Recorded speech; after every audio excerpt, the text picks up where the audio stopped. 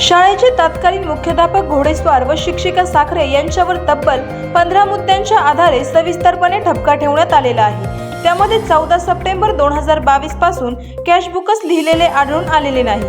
त्यासह गणवेश खरेदी ही नियमानुसार झालेली नाही। शूज व सॉक्स खरेदीत मार्गदर्शन तत्वाचे पालन करण्यात आलेले नाही। स्काउट गाईडची गणवेश खरेदी नियमानुसार नाही। कॅशबुकमध्ये खात्यातून काढलेल्या रकमांचे तपशील नाहीत। माता पालक बैठका होत नाहीत यांसह तब्बल 15 मुद्द्यावर लक्ष वेधण्यात आले आहे। त्यावरून तत्कालीन गटशिक्षणाधिकारी धनवे यांनी एक वेतन वाढ रोखण्याची कारवाई करून त्यांची सर्व्हिस बुकमध्येही नोंद केलेली आहे। करायचं आहे लाईव्ह कार्यक्रम किंवा आहे कसले आंदोलन, जनसामान्यपर्यंत पोहोचेल आपला हक्काचा आवाज जनतेचा।